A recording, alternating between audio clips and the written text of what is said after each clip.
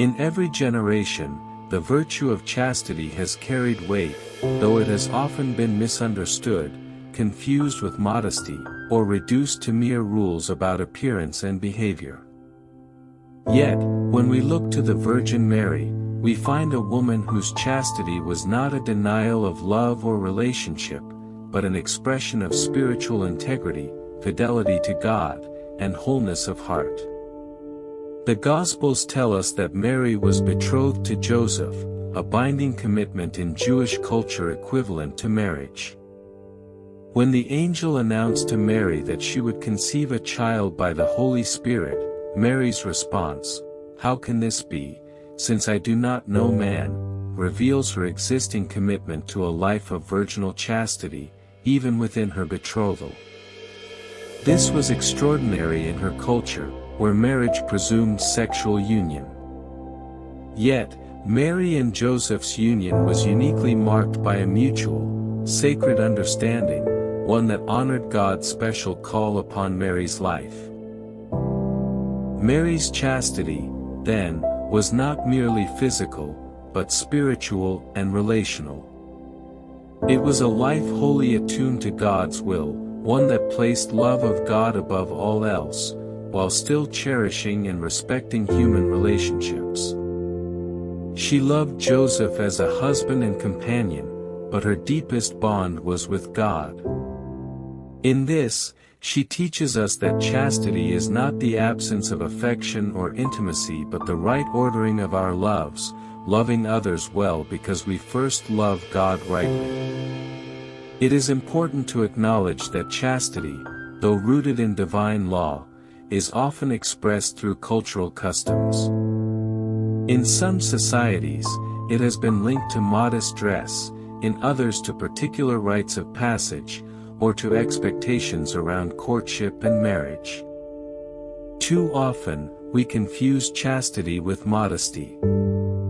Modesty relates to presentation, how we dress, speak, and carry ourselves in ways that honor our dignity and that of others. Chastity, on the other hand, concerns the integrity of heart and body in relation to God's design for human love. While the outward expressions differ, the inward reality remains. Chastity is about truthfulness in love, self-mastery, and respect for oneself and others as bearers of the divine image. The challenge is when cultural expressions of chastity become oppressive, shaming, or legalistic, especially toward women.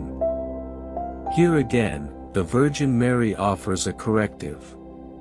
Her chastity was neither imposed nor a source of shame but a conscious, joyful, grace-filled response to God's call. It was not simply about refraining from something, but about saying yes to something greater. The Catechism of the Catholic Church reminds us that chastity is a virtue for every person, according to their state in life, married, single, or consecrated.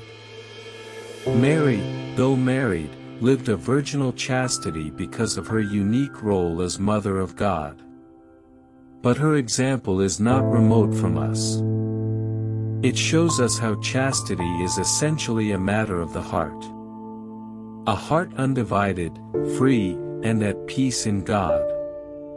It calls us to love others not as possessions or for pleasure alone, but as persons worthy of reverence.